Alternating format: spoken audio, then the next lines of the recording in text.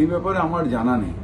তার কারণ হচ্ছে যে প্ল্যান স্যাংশন হয় বিল্ডিং ডিপার্টমেন্ট, এবং দুর্ভাগ্যবশত আমি ইঞ্জিনিয়ারিং পড়িনি, আর প্ল্যান আমার কাছে আসারও কথা না। এমবিসি হয় প্ল্যানটা আসে।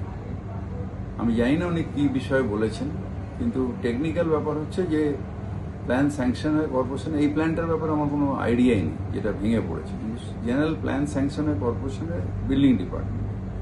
এমবিসি হয় আমাদের কমিশনার হয়ে, ওটা অ্যাপ্রুভালের জন্য আমার কাছে এমবিসিটা আছে, এবং ওটা শুধু ফর্মালিটিজ একটা, জাস্ট সই করা। মানে এমবিসিতে টেকনিক্যাল পার্সনরা থাকে, এবং আমার ওটার মধ্যে কোনো এখতিয়ারও নেই। কোনো প্ল্যান স্যাংশনের ক্ষেত্রে এক্স মেয়রের কোনো মানে এখতিয়ার নেই, বা কোনটা ইলিগাল হলো কোনটা হলো না সেটা দেখারও এখতিয়ার আমার নেই। কাকে বিল্ডিং ডিপার্টমেন্ট নোটিশ দিচ্ছে, কাকে ভাঙছে, সেটাও যেরকম দেখার এখতিয়ার আমার নেই, সেরকম বিল্ডিং প্ল্যান স্যাংশনের ক্ষেত্রেও দেখার এখতিয়ার কোনো মেয়রেরই নেই, আমার না, কোনো মেয়রেরই নেই। এটা কর্পোরেশনের রুলস। কিছুই আগে যখন আমি ছিলাম, রেস্কিউতে যেতাম, অনেকগুলো সিস্টেম করেছি কর্পোরেশনে যখন ছিলাম, যাতে ইল্লিগাল নয়।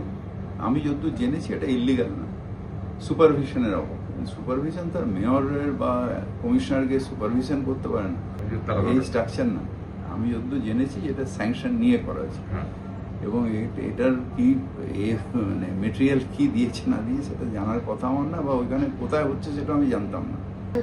আর 10টা লোকের মতন গিয়ে স্যাংশন নিতে হবে। সেখানে কারা কারা থাকেন, মানে স্যাংশনটা কারা কারা করে দেন?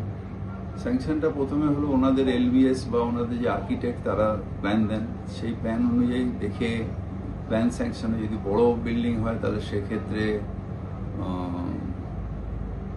যারা এমবিসিতে আছেন, বিল্ডিং কমিটিতে, তারা দেখে তারা এমবিসিতে একটা স্যাংশন দেন।